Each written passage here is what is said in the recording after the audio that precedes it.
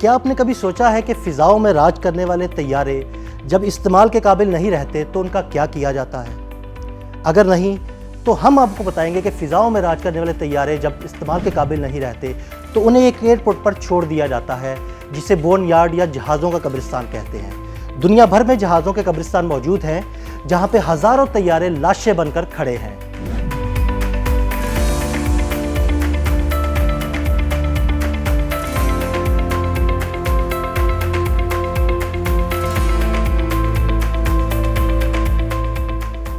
دنیا کا سب سے بڑا ناکارہ طیاروں کا قبرستان ڈیوس مونتھن ایئر بیس کے نام سے جانا جاتا ہے۔ امریکی فضائیہ کا یہ بیس ایریزونا میں واقع ہے، جہاں پرانے ہوائی جہازوں کی لمبی قطاریں موجود ہیں، جن میں لڑاکا طیاروں سے لے کر بڑے جہازوں تک ہر سائز کا طیارہ موجود ہے۔ دوسری جنگ عظیم کے بعد ستمبر 1945 کو جاپان کے ہتھیار ڈالنے کے بعد امریکی فضائیہ کے پاس طیاروں کا ایک بڑا ذخیرہ تھا، جسے ذخیرہ کرنے کے لیے جگہ کی ضرورت تھی۔ اس وقت ڈیوس مونتھن آرمی ایئر فیلڈ ایک بمبار ٹریننگ بیس تھی، جس میں ناکارہ یا بوڑھے طیاروں کو ذخیرہ کرنے کے لیے کافی جگہ موجود تھی۔ ڈیوس مونتھن ایئر بیس کے اطراف ناکارہ اور اپنی عمر پوری کر لینے والے ہوائی جہازوں کو ذخیرہ کرنے کی ایک وجہ یہ بھی تھی کہ ٹکسن میں صحرا کی گرم آب و ہوا کی وجہ سے سال میں 11 انچ سے بھی کم بارش ہوتی ہے۔ غیر استعمال شدہ ہوائی جہازوں کو خشک اور صحرائی ماحول میں ذخیرہ کرنا گیلی یا مرطوب آب و ہوا کے مقابلے میں بہتر ہے۔ 1946 کے موسم بہار تک امریکی فضائیہ نے 600 سے زائد بوئنگ B-29 سپر فورٹریس اور 200 C-47 طیارے اس مقام پر ذخیرہ کرنے کے لیے بھیجے تھے۔ 1965 میں امریکی ڈپارٹمنٹ آف ڈیفنس نے فینکس میں یونائیٹڈ اسٹیٹس نیوی کے طیاروں کے ذخیرہ کرنے کی سہولت کو بند کرنے اور ڈیوس مونتھن میں تمام اضافی فوجی طیاروں کو یکجا کرنے کا فیصلہ کیا، جس کے بعد اس بیس پر مزید ناکارہ طیاروں کو بھیجا گیا۔ آج Davis Monthan United States Air Force Base دنیا کا سب سے بڑا ہوائی جہازوں کا قبرستان ہے۔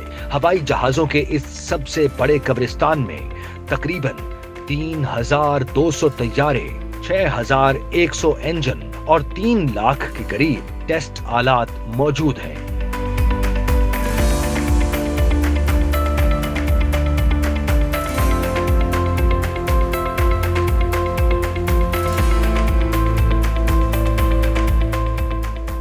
دنیا کا دوسرا بڑا طیاروں کا قبرستان مجاوے ایئر اینڈ اسپیس پورٹ ہے، جو لاس اینجلس سے 95 میل شمال میں ایڈورڈ ایئر فورس بیس کے قریب کیلیفورنیا کے مجاوے صحرا میں واقع ہے۔ مجاوے ہوائی اڈے کا آغاز 1930 کی دہائی میں دیہی ہوائی اڈے کے طور پر کیا گیا تھا۔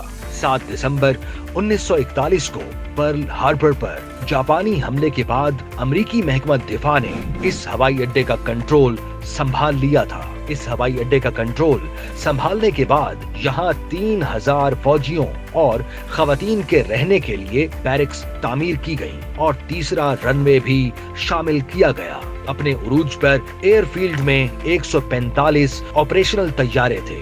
کوریا کی جنگ کے بعد ہوائی اڈے کو مجاوے شہر کے حوالے کر دیا گیا۔ مجاوے کی شہری حکومت نے کچھ عرصہ بعد فیصلہ کیا کہ یہ جگہ ناکارہ ہوائی جہازوں کو ذخیرہ کرنے یا اسکریپ کرنے کے لیے ایک مثالی جگہ ہوگی۔ آج یہ جگہ ہوا بازی کی جدت طرازی کا ایک مرکز ہے۔ اس کے صنعتی پارک میں کام کرنے والی 60 سے زائد کمپنیاں فلائٹ ریسرچ، ٹیسٹنگ، انجینئرنگ اور بہت کچھ کر رہی ہیں، لیکن اس کا ہوائی جہازوں کا قبرستان دنیا کے بڑے قبرستانوں میں ایک ہے، جس میں کچھ جدید ترین طیارے بوئنگ 747 اور A380 بھی منتقل کیے گئے ہیں۔ 2300 ایکڑ پر مشتمل صدرن کیلیفورنیا لاجسٹکس ایئرپورٹ SCLA دنیا کے سب سے بڑے کمرشل ہوائی جہازوں کے قبرستان میں سے ایک ہے اور بوڑھے ہوائی جہازوں کے لیے ایک پسندیدہ جگہ ہے، جو یہاں اسکریپ ہونے کا انتظار کرتے ہیں۔ لاس اینجلس سے 1.5 گھنٹے کی مسافت پر مجاوے صحرا کے کنارے واقع جہازوں کے اس قبرستان میں 500 بڑے ہوائی جہازوں کو کھڑا کرنے کی گنجائش موجود ہے۔ اس ایئر بیس نے دوسری جنگ عظیم کے دوران 1941 में जॉर्ज एयर फोर्स बेस के तौर पर अपना आगाज किया, जब अमेरिकन आर्मी एयर कोर ने इसे एक एडवांस्ड फ्लाइंग स्कूल के तौर पर इस्तेमाल किया। 1990 की दहाई के अवाइल में अमेरिकी फजाइया ने इस अड्डे को बंद करने का फैसला किया। SCLA की सलाहियत को जनूब मगरबी अमेरिका के लिए एक अहम लॉजिस्टिक हवाई अड्डे के तौर पर देखा जाता है, जो न सिर्फ इंटर स्टेट हाईवे नेटवर्क से मुंसलिक था, बल्कि हवाई अड्डे पर रेल डिपो भी था। आज जनूबी कैलिफोर्निया लॉजिस्टिक एयरपोर्ट के 2 रनवे हैं और इस अड्डे से मुंसलिक जहाजों के कब्रिस्तान में कार्गोलिक्स, लुफ्थांसा, वोल्गा जेनिफर एयरलाइंस और फेडरल एक्सप्रेस समेत कई तैयारे खड़े हैं। SCLA पर रैंप और हैंगर की सहूलत भी मौजूद है, जिसमें जहाजों की देखभाल के लिए 20 से ज्यादा हवाई जहाज और बोइंग 787 ड्रीम लाइनर्स के लिए काफी बड़ी पेंट शॉप को एडजस्ट किया जा सकता है। अब बात करते हैं पेनल काउंटी एयर पार्क की, जो तकरीबन 1500 एकड़ पर मुश्तमिल है। तैयारों का ये कब्रिस्तान एरिजोना के कस्बे मारान के करीब पेनल काउंटी में वाक़ है। पेनल काउंटी एयर पार्क ने माराना आर्मी एयरफील्ड के तौर पर अपना आगाज किया था। दूसरी जंग अजीम के दौरान 1943 में जब ये अड्डा खोला गया तो इसे पायलटों की तरबियत के लिए इस्तेमाल किया गया। जंग के बाद अड्डा पेनल काउंटी को दे दिया गया था, जिसने बाद में ये हवाई अड्डा सेंट्रल इंटेलिजेंस एजेंसी CIA की front company inter mountain airlines को लीज पर दिया था। CIA ने इस अड्डे को वियतनाम जंग के दौरान अपनी खुफिया कार्रवाइयों के लिए इस्तेमाल किया। पेनल एयर पार्क में 6893 फुट लंबा एस्फॉल्ट रनवे और 4 हेलीपैड्स हैं। सोनोरान सहरा में वाक़े होने की वजह से panel county air park airlines से रिटायर होने वाले हवाई जहाजों के लिए एक मकबूल जगह है। जहाजों के इस कब्रिस्तान में तकरीबन 400 हवाई जहाजों को खड़ा करने की सहूलत मौजूद है, जहां इस वक्त अमेरिका के पुराने बोइंग 747 बड़ी तादाद में खड़े हैं।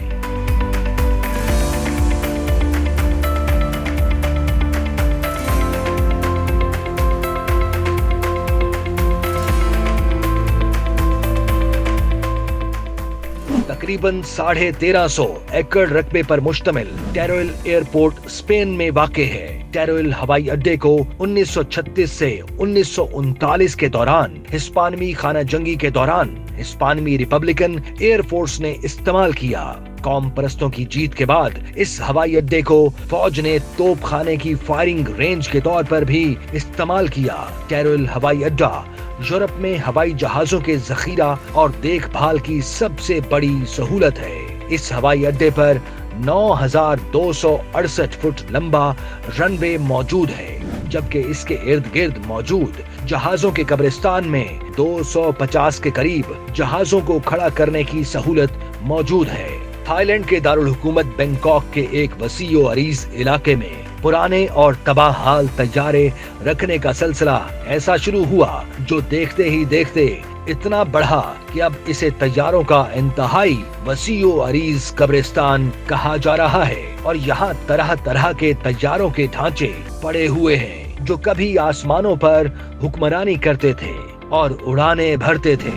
ऐसे ही तैयारों में बोइंग 747 भी है, जिसके साथ ही MD-82 जेट लाइनर किस्म के 2 तैयारे भी खड़े हैं। यहाँ पड़े हुए MD-82 जेट लाइनर्स तैयारे किसी जमाने में ओरिएंट थाई एयरलाइंस की मिल्कियत थे, मगर अब इन्हें टुकड़े टुकड़े कर दिया गया है। तैयारों के इस कब्रिस्तान में 2 मैकडॉनल्ड डगलस तैयारे भी मौजूद हैं। जहाजों के इस कब्रिस्तान में एक ऐसे तैयारे के बेशुमार टुकड़े मौजूद हैं जो हादसे का शिकार हो गया था। तैयारों के इस कब्रिस्तान की सैर को आने वालों से फीकस 300 बात फीस ली जाती है।